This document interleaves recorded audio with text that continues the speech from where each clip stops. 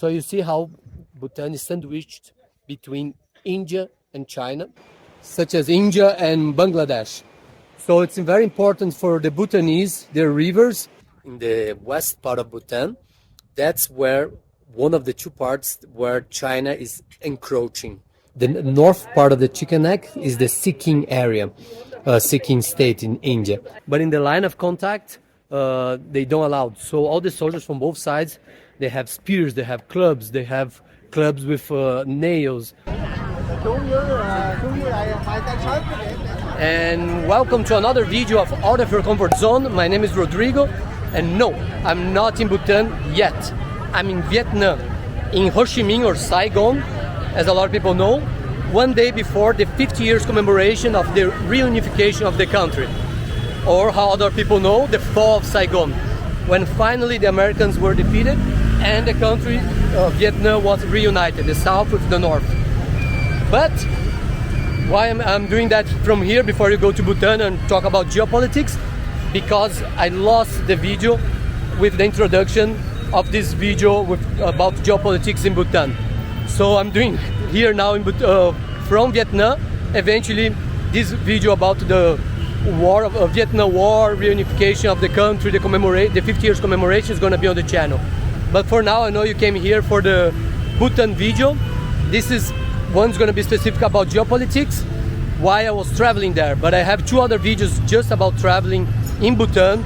You can check the channel, check the playlist Bhutan. There's a longer version and a shorter version, and also videos how to try to travel in Bhutan cheaply because it's an expensive destination, and other things, other curiosities about Bhutan. But this one specific about geopolitics.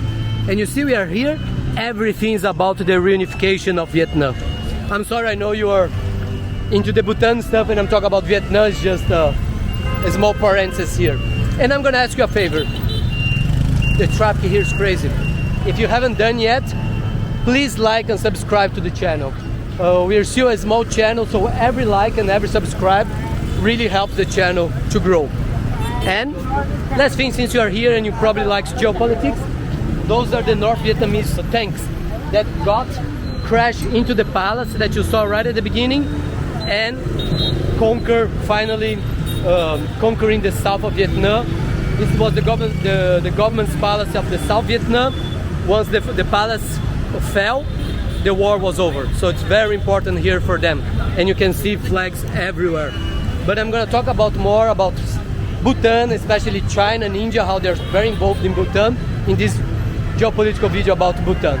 So let's get to it now. So this is the Ganghar Puansum at 7,570 meters. I would say about 20,000 feet. Sorry, my mathematics is not great. And that mountain there. And that's a very important mountain because that's the only high mountain that was never conquered. No one never climbed to the top of the mountain. So it's the only virgin mountain in the world because it's forbidden. It's sacred for the Bhutanese people. So you can't climb that mountain. So very interesting. And beautiful. And gorgeous.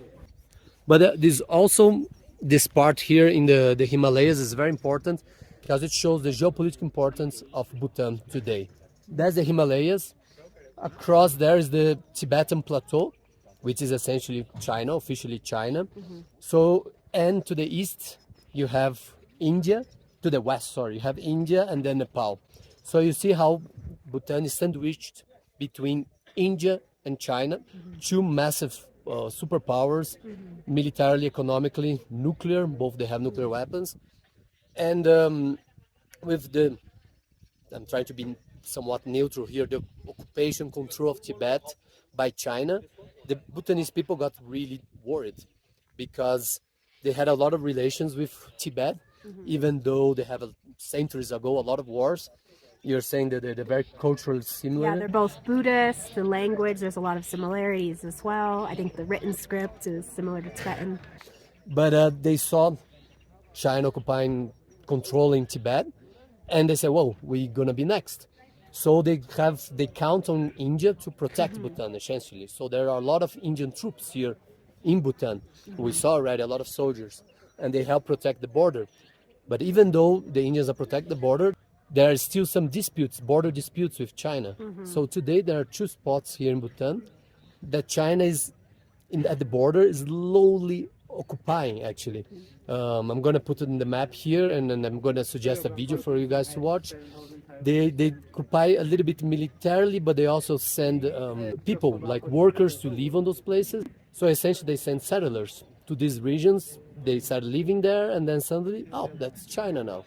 So it's quite complicated, and later on we're going to talk about the chicken neck, a very important region in India, how it's sandwiched between Nepal and Bhutan, and how this is relevant to what we're saying.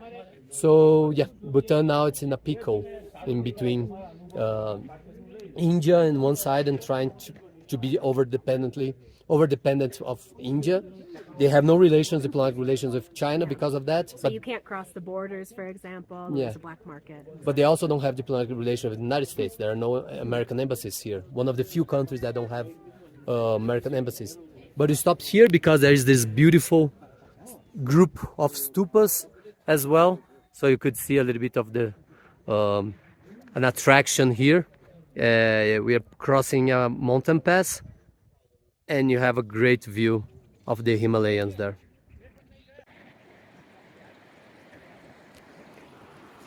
So we are here in Panunka, the 7th largest city in Bhutan, and you can see the river here. Panunka is known as like an important city here. The king is coronated actually here in Panunka in a zung, like a fortress that I'm gonna show you after. And also I'm telling you that after a couple of druk beers, but never mind about that. What I'm gonna tell you is like how important the rivers here are in Bhutan. These rivers, they have a lot of rivers because when all the glaciers, all the snow from the Himalayas, when they melt part of it during the summer, come to the rivers, and they come here all the way in Bhutan. And the number one sector, the economic sector for the Bhutan GDP is the selling hydropower electricity to other countries, such as India and Bangladesh. So it's very important for the Bhutanese, their rivers and their hydroelectrics, to sell this energy because it's their number one source of income. The number one sector, economic sector, is selling electricity. And then number 2 is tourism. And we are here as tourists. But that's interesting because at the same time that they are selling electricity to India goes to a little bit to the geopolitical relationship between India and Bhutan. As I mentioned before, India is kind of helping, essentially defending Bhutan against a potential Chinese invasion. But also they have this interdependence, right? That now Bhutanese economy is very dependent on selling electricity to India, Bangladesh as well, but to India. Plus India is actually building a huge hydroelectric here that eventually most of the electricity is going to be sold back to India and back to Bangladesh. But also, so Bhutan becomes very dependent on India. But at the same time, India, on a way, if they start using a lot of this electricity, and suddenly somehow Chinese troops take part of Bhutan and cut the chicken neck, which I'm going to talk about soon.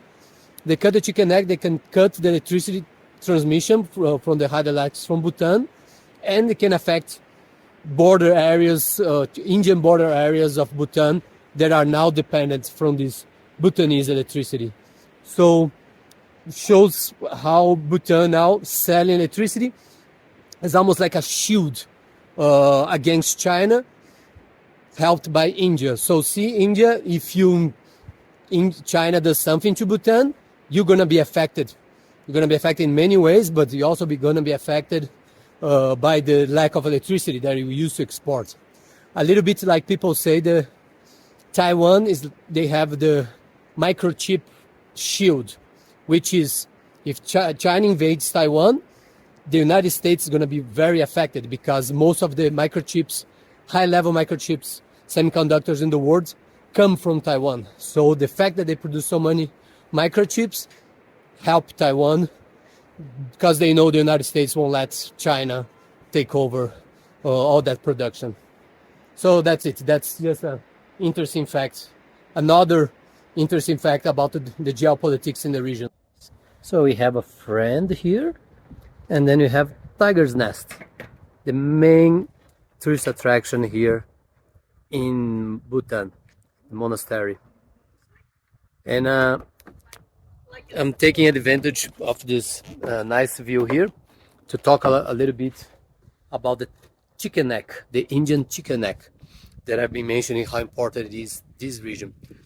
And I wrote an article already about that. I have a geopolitical analysis website, the Atlas report. I'm going to leave a link in the description about this article.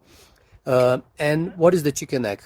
If you look at the Indian map, you see it's kind of separated in two parts. One part is like an upside down triangle, and then you have a small strait that links to another part in the east. So it's quite important, this small strait, because it's between Nepal, India obviously, and Bhutan. So if some other country cuts this part or has fire control of this part, you essentially cut India in two parts. And that's the whole deal that right now is becoming a little bit more important, the chicken neck.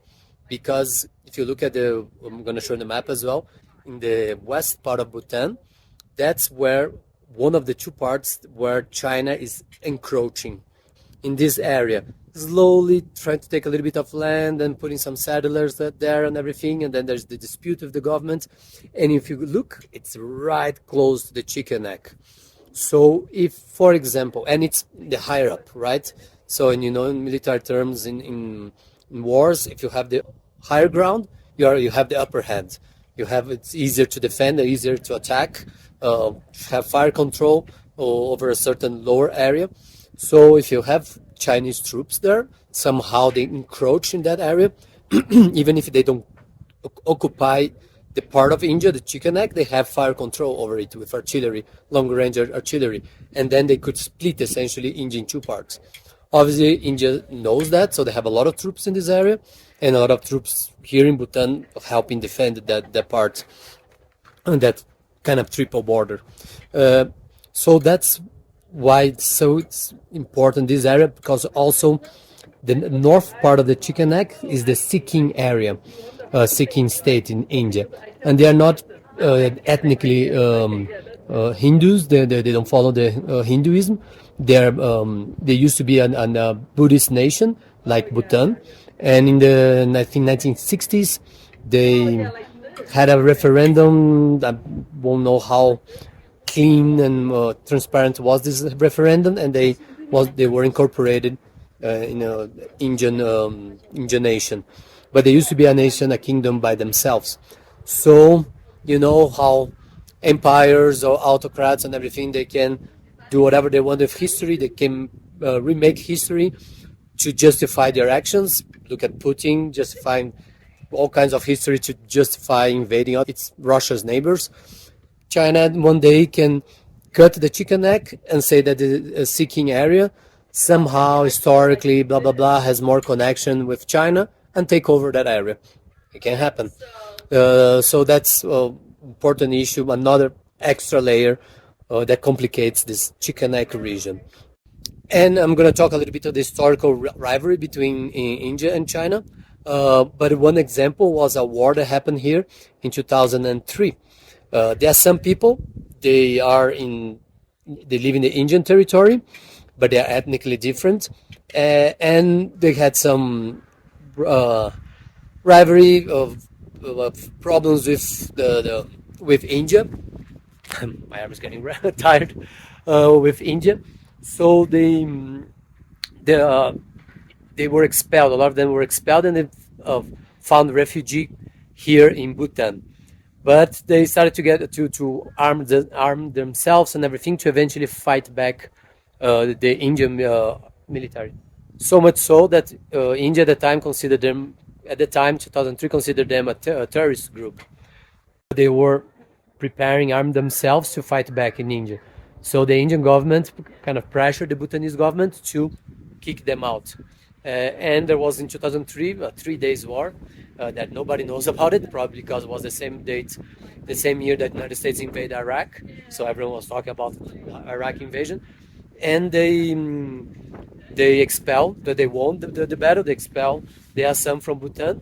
And they found out that a lot of the weapons, a lot of the resources they had came from China. So China was kind of finance and helping the Assam people to fight the Indian government, like almost like a proxy war. That's very common between rivals.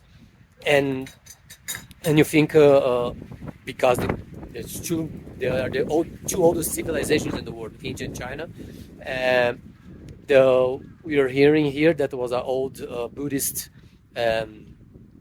master that predicted that in the future Tibet would be controlled by China, and China took over control of Tibet, I think at the end of the 1950s, and he also predicted that eventually the two giants, China and India, would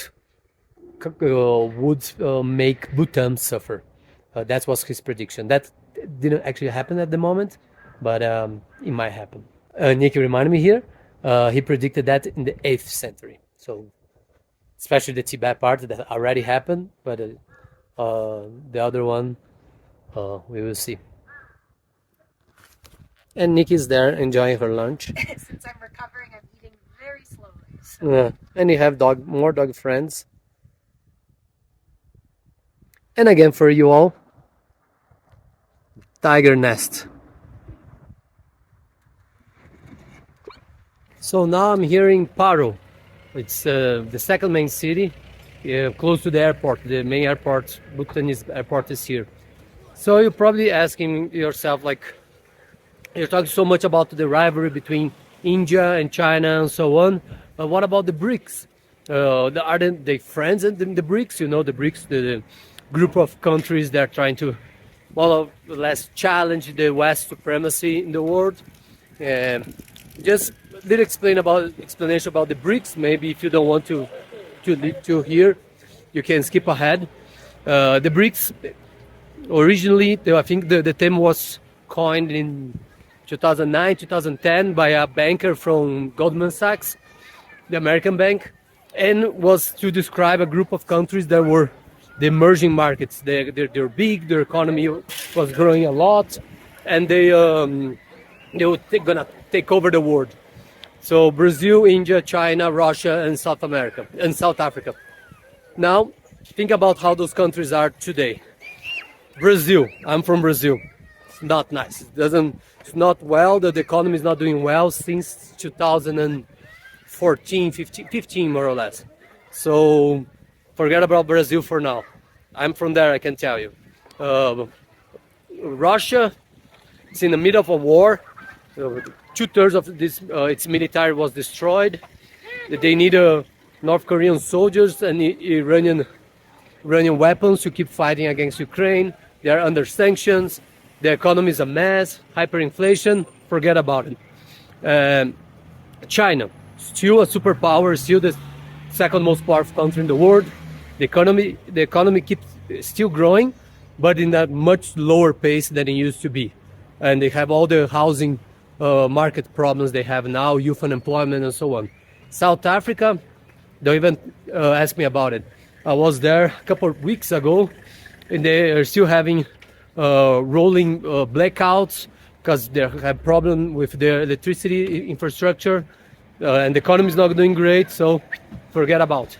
India is the only one from the BRIC countries that is still doing well. The economy is doing really strong right now, doing really well for many reasons, some internal reasons and some external reasons. The external reasons is a lot about the de-risking from China. A lot of Western Western companies, Americans, Canadians or Europeans, Australians, they are de-risking. They are taking away the production from China because all the geopolitical competition with the United States, with the West, and moving part of the production to other countries. Part of the production sometimes so it would be China plus one. Sometimes the whole production go bye-bye China, and they send to friendly countries. Could be Vietnam, could be India, or could be reshoring, nearshoring, like for instance the United States bringing production to Mexico. With Trump now, I don't know what's going to happen. But also all of this de-risking from China was quite beneficial to India, because a lot of factories, production from the West are opening in India. Huge market, more than 1 billion people, a lot of cheap labor. So India is doing quite well. And that's a problem actually, because India is doing quite well, China is not so much. It can inflame the rivalry between the two countries. But I'm going to talk a little bit more about that soon. So as you can see, the BRICS are a shadow of what they used to be in the 2000s to the 2010s. They're much weaker today. Even if they're still meeting up, they just got new members, Iran, Ethiopia, Egypt. Again, it's not amazing members. So not necessarily these countries have a lot in common. Not necessarily they're going to cooperate a lot, integrate a lot. They talk about having a common currency to challenge the dollar, but it's very hard. They're very distinct countries there. And some people say, oh no, they're going to bring China and India together. That's not necessarily true. It would be good if it was true, because there is a huge rivalry between the two countries, but not necessarily, because eu estou falando aqui porque senão vai ficar complicado. Eu esqueci que esse pessoal entende o que eu estou falando. Sorry, I had to interrupt my recording, so I'm going to finish my spiel here. But look at the Dzong again, the fortress, with the night lights. Amazing. So as I was saying, the rivalry between the two countries is real. They've been to war many times, and even recently in the 1970s there was a big border war. India lost quite badly, and now recently, like a few years back, and probably even today, at the Himalayan border between the two countries, they keep fighting constantly with casualties, military casualties on both sides, Chinese and Indian. But interesting that is there. They don't allow firearms. There are no weapons, no rifles, no artillery, nothing. Oh, artillery is far, but in the line of contact, they don't allow. So all the soldiers from both sides, they have spears, they have clubs with nails, they have shields. So when they fight each other, they go full medieval. Like I'm gonna put some of the videos here so you can take a look. Yes, so as I mentioned, that's pretty bad. India lost a little bit those fights at the border, the very recent ones as well. There's a huge anti-Chinese, pretty, not huge maybe, but considerable anti-Chinese sentiment in India, in parts of India. So they forbid some Chinese companies.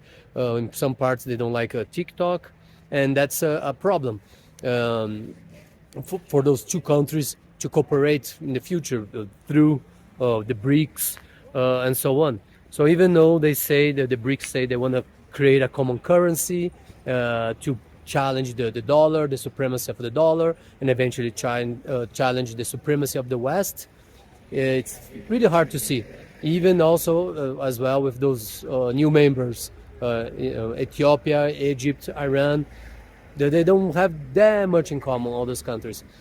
And poor Bhutan get caught up in the middle between those two huge superpowers, two huge economies, top 5 economies in the world. I think China's second one, India, I believe now it's 5th, 6th in the world, 2 nuclear powers. But it would be, would be good for the world if they actually cooperate, stop the animosity, stop the fighting, deal with their border issues, not necessarily to challenge the West. Personally, I think the global liberal order the United States established with the end of the Second World War, with all its problems, have never had better. So I think they can counterbalance the West instead of completely challenge and replace the West. But overall, I'm in Bhutan. Bhutan's caught up in the middle of this fight, and small little country, happiest country in the world.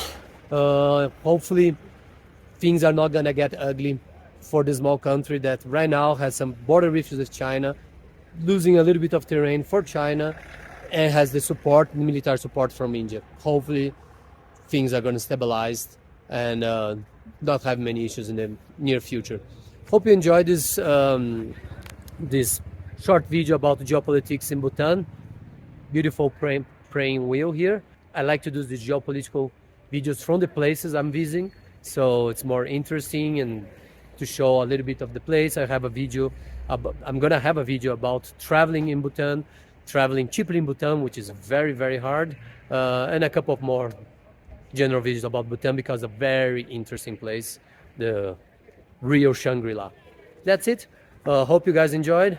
If you really enjoyed, please like it and share, subscribe, because it really helps with the channel. And we have a lot of geopolitical videos, we have a lot of travel videos with a dash of geopolitics. That's it. Safe travels if you travel. Otherwise, have a good one.